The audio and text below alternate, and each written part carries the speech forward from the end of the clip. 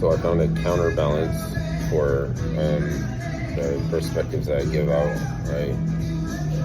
I need one for a content because it's not streaming, but static video, like it's like one person side only that you get all the time is me, right? So I want to have the show called The Sublime Show. I like Science Sybil and Sybil and Wizard. Okay, that's kind of the same concept, right? There is things that people say, and then there's primary source evidence where it's not even about empiricism. It's just about you're taking in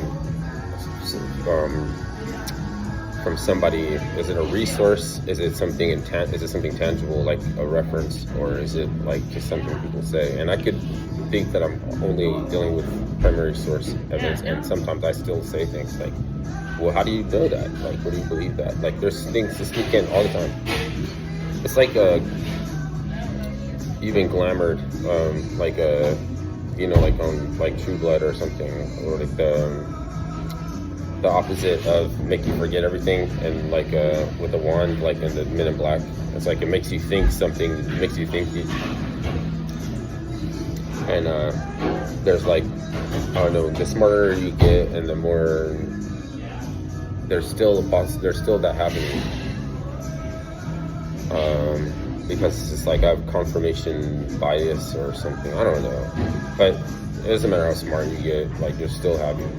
So just someone who does push back, like naturally, then he feels bad about it, like but he's a good guy, and but there's nothing wrong with pushing back. Like finally some pushback, usually like someone's not really listening to you, they just agree. And there's nothing I can give anybody as far as content. There's a few traps where it's like you have a good idea, but you can't be giving you're not giving anybody anything, right? Other than your perspective and you, right? But like you can, I think with the counterbalance, give the audience more than just even like that times two, because I'm one, right? I give you my perspective and not anything else. I might indicate that you could look up something, but that's not like really like that. I mean, I guess that is giving someone a reference, or like, what's your source, because there's things that I didn't even know that people can't believe. Like, there's things I can't believe, right? And they might be on something like that, right? And then there's things that I'm surprised to find out that you can't believe it, right? That's when they're going to be like, push back time, right? So I don't know what is the same thing where like he pushed back and then immediately felt bad. Like sometimes I will ask a question to get a perspective from somebody, and I don't even have like a side, like I'm just trying to get your perspective, and then they're passionate and I can't tell if they're being adversary, or maybe they think that maybe they can't tell if you're being adversarial, because it's like it's hard to detect because it's passion. Like I solicited a passionate perspective from somebody who was passionate about something, and then they yelled and they were like, fucking get a pair of balls. They were like, you're a girl, you don't even have balls, like when you even talk to me like that, like bro, like that's designed for me to be like, wait a minute, this is inadequacy, like don't ever get at me like that and get mad. But how you're getting at me when you're getting at the perspective, right? You're not, I don't like, just because you're passionate, think that you're adversarial. It's like, even if they don't make any direct references to you, you're still like, well, you don't have to like be all like, and then if you take it personally, then you're throwing away their perspective. Whereas if you keep it objective, you're not talking about like my junk, like reference that I don't have enough balls. Like, you're not doing that. So I'll tell you what it was.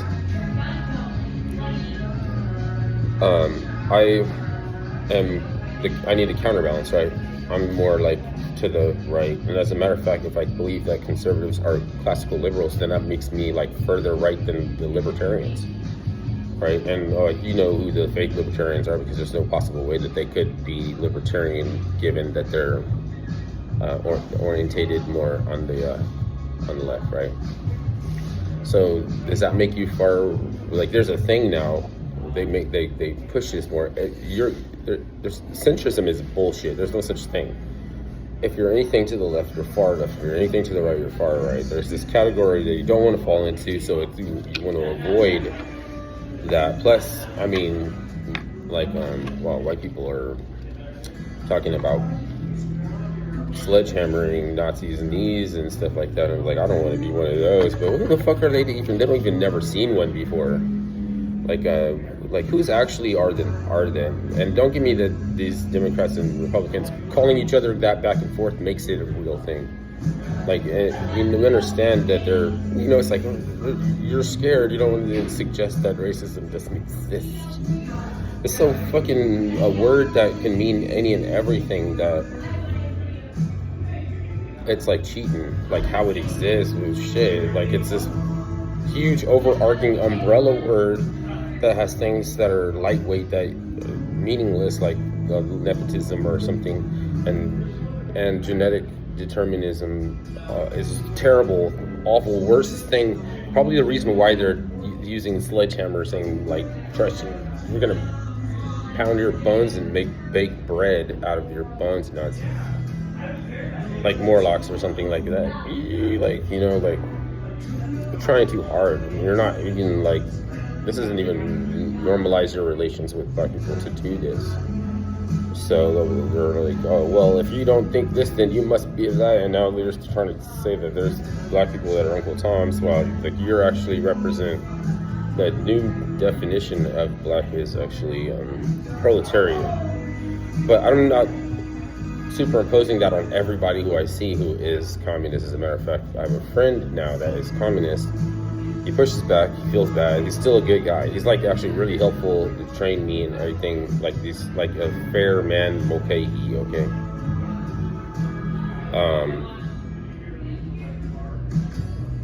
So his idea about unionization was, they've done a lot of good, and all of the rights that we have in the workplace came from it, and since Carnegie and these like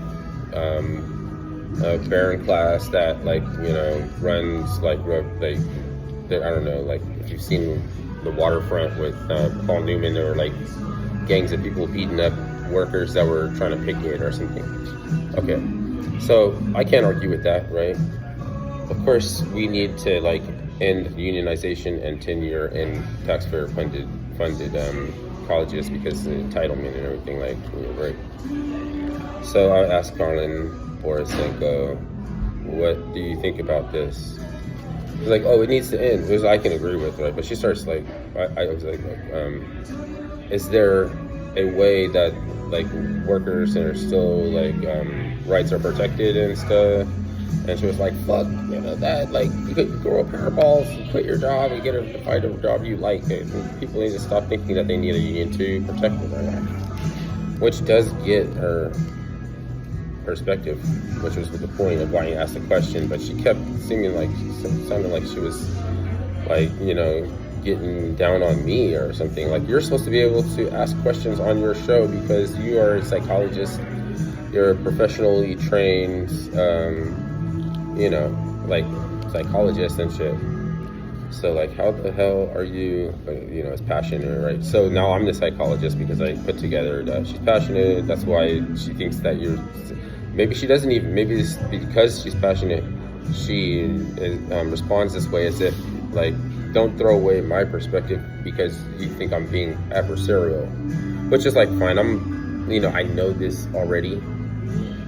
Like, I can pass that test already, but then it's like sticking around, like keep coming around and re-entering my brain. So it's like I have like, instead of one chance to take it or leave it, your perspective, there's like, oh, 50 or something. And I shut them all down because you don't want someone to think that you've been dwelling on something for this long. Like, you're still thinking about that for this long. Like, what the fuck, dude? Like, and then it manifests that thing that doesn't have to be a thing unless somebody is so stupid. So, the thing about, does it make so-called white people, because there's no such thing as white or black people. It's a construct and everything, right? It's just how people perceive you, so it's true because you can't argue that everybody perceives this, and therefore don't be retarded by it. But like, does it help them to fashion the fascists that they don't actually, I don't see anywhere? Like, I seen somebody that looked like they might have could been like, I don't know, a neo-Nazi, but they weren't that and shit. You know what I mean? Like, are you gonna false identify people because you're lazy? You might, like, I just want to think that they're staring at me, so I'm gonna go check for, because I think he's staring at me, even though he's looking at his cell phone, and I'm gonna act like super ignorant, like once I realize it, that he's still doing it anyway, and I'm gonna escalate and everything, like fuck you, like fuck that, and fuck you. But with this test all the time, like, I don't know, it's like nobody has time for a grown ass nigga. You're grown ass. You're going to it's what you're supposed to be, and it's still like there's no time for like that and shit. You're still adversarial. No. See, then I'll throw away perspective, because I'll be like, oh, you're being adversarial, I'm taking this information to me personally about me, so I'm throwing out your perspective because I think you're adversarial, or you think I'm adversarial. And even if I postulate that you think I'm adversarial, I'm not even trying to get your perspective. I'm not even trying. Okay, I think I'm talking too loud, but there's loud music.